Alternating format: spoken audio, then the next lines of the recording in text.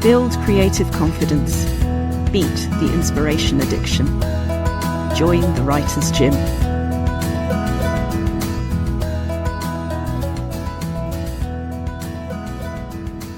One of the things that really stuck with me from last week's interview with Victoria Dowd was that just beautiful, relatable image of the little girl going to her parents' bookshelf and discovering Agatha Christie for the first time.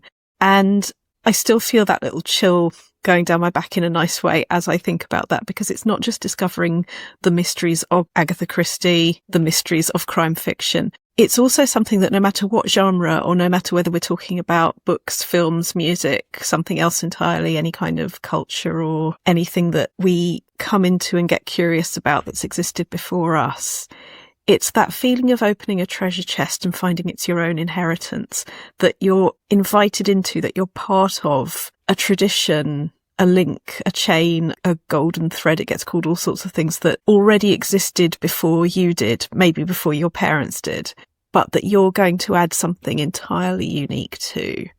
I feel so lucky and so happy whenever I notice something like that, that I found my own personal connection with, but is bigger and connects me to history and future. It can be religious, it can be cultural, it can be music. It's just whatever it is for you. It may not be crime fiction, it may be something completely different.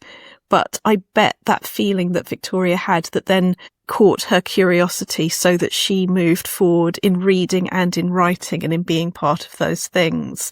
I bet if you're not already feeling it with writing, if you're listening to this podcast, the chances are you want to be or realise that you can be. I mention it particularly because sometimes when I talk to writers, award-winning, unpublished, writers to be, everybody, I get different versions of the same question of, am I allowed to ...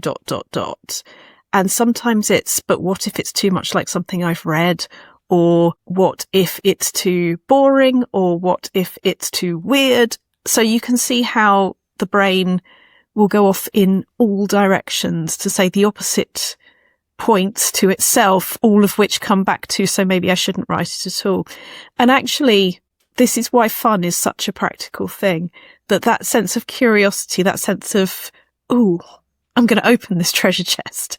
I would love to know what's in it, is the way to approach our own minds, not just the genres we're writing in, but ourselves. That's why I like coming back also to that image of the paints, that, you know, a painter has all of these colours. We have all of our imagination, memory, observations, questions about the world, and we get to mix them freely. And our job is to get out of our own way. And the way to do that is to find the joy in it, not to go, I know what's going to happen, but to go, I wonder what's going to happen, and mix them that way. There's another reason I'm talking about this today, which is that I had my biggest rejection yet last week, and it hurt. It was a publisher who I really thought it was going to be a yes. I really thought when I saw the initial emails from this person, it felt like it was such a great connection. It felt like she really got what I was saying and saw the value in it. And I was so excited. I didn't tell many people because, in the words of the great Steve Knightley, sadly, no relation, don't tell the world about the deal till the contract's signed and sealed. So I just told a couple of people in my life that this might happen.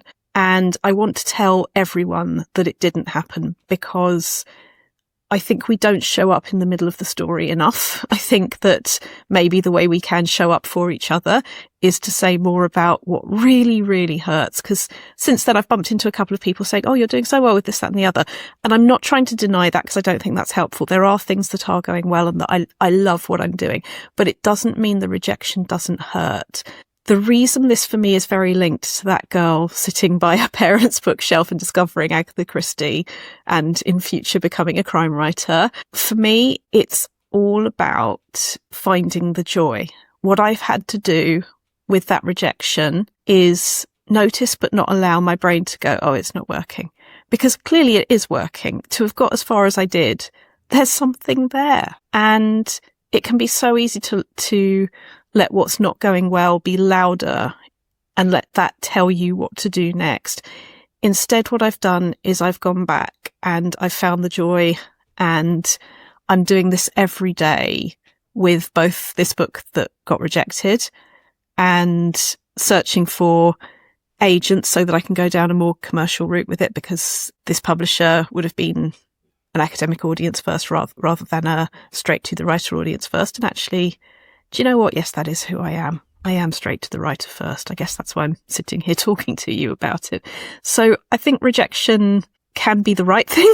I think it can absolutely point us in the direction of doing something that is more truthful to the project and ourselves. But it hurts like, I don't know if we have a bleep button, so you know what I'm saying, but it hurts. It really, really hurts.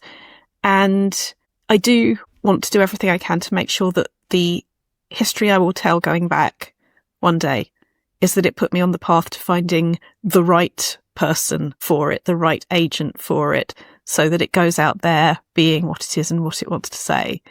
So today, this is me being accountable to you and inviting you to do the same with me and with the Writers' Gym, that I am going to be accountable to you and say, my job is getting out of my own way, is finding that joy every day, not just when people say, it's great, come on, we're taking this project, but when I don't know yet, when I still don't know how that's going to end.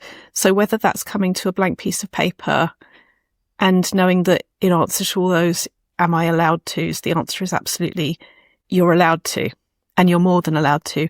It's the only way in, is follow your curiosity. And when you're editing or rewriting or submitting, that's even more true. So when I finish recording this, I am going back to the sofa. I am taking my own InkCouragement, and I am going to enjoy doing some more writing of both the fiction project that I also want to submit to somebody and the non-fiction project that you know about. I'm allowing myself to be a palate cleanser because I know that's what works for me. Do a bit of this, do a bit of that. Keep moving forward. Wish me luck. And if you want to get in touch about your journey, you know where to find me.